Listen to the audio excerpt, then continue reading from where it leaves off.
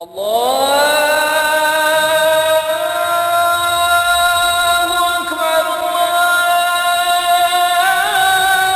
أكبر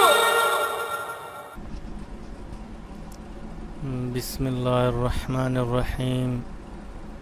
السلام علیکم پیارے بھائیوں اور دوستوں، Islamic education T V channel میں آپ کو خوش آمدید کہتے ہیں۔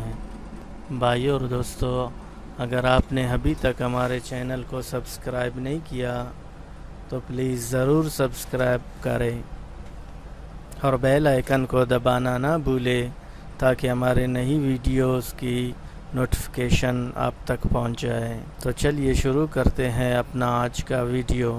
حدیث شریف میں آیا ہے کہ حضرت عبادہ رضی اللہ تعالیٰ عنہ کہتے ہیں کہ ایک مرتبہ حضور صلی اللہ علیہ وآلہ وسلم نے رمضان المبارک کے قریب ارشاد فرمایا کہ رمضان کا مہینہ آ گیا ہے جو بڑی برکت والا ہے۔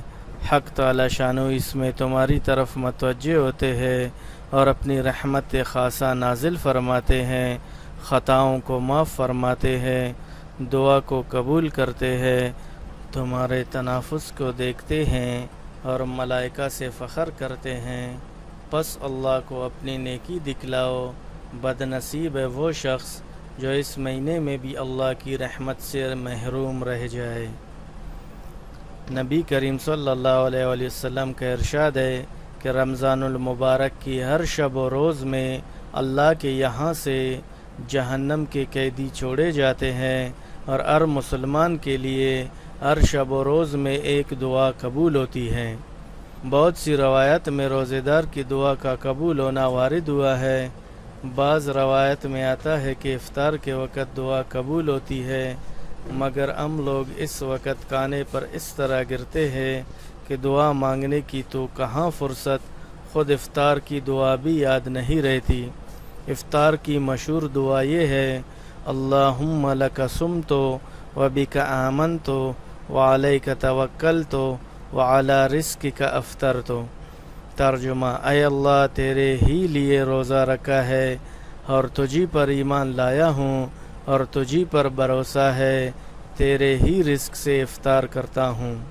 ایک اور حدیث میں آیا ہے کہ حضور صلی اللہ علیہ وآلہ وسلم کا ارشاد ہے: 3 آدمیوں کی دعا رد نہیں ہوتی، ایک روزہ دار کی افطار کے وقت، دوسرے عادل بادشاہ کی دعا، تیسرے مظلوم کی جس کو حق تعالی شانہ بادلوں سے اوپر اٹھا لیتے ہیں اور آسمان کے دروازے اس کے لیے کھول دیے جاتے ہیں اور ارشاد ہوتا ہے کہ میں تیری ضرور مدد کروں گا، گو کسی مصلیحت سے کچھ دیر ہو جائے۔ در منصور میں حضرت عائشہ رضی اللہ تعالیٰ عنہ سے نقل کیا ہے کہ جب رمضان آتا تھا تو نبی علیہ السلام کا رنگ بدل جاتا تھا اور نماز میں اضافہ ہو جاتا تھا اور دعا میں بہت عاجزی فرماتے تھے اور خوف غالب ہو جاتا تھا۔ دوسری روایت میں فرماتی ہے کہ رمضان کے ختم تک بستر پر تشریف نہیں لاتے تھے۔ ایک روایت میں ہے کہ حق تعالی شانو رمضان میں عرش کے اٹھانے والے فرشتوں کو حکم فرما دیتے ہیں کہ اپنی اپنی عبادت چھوڑ دو اور روزہ داروں کی دعا پر آمین کہا کرو۔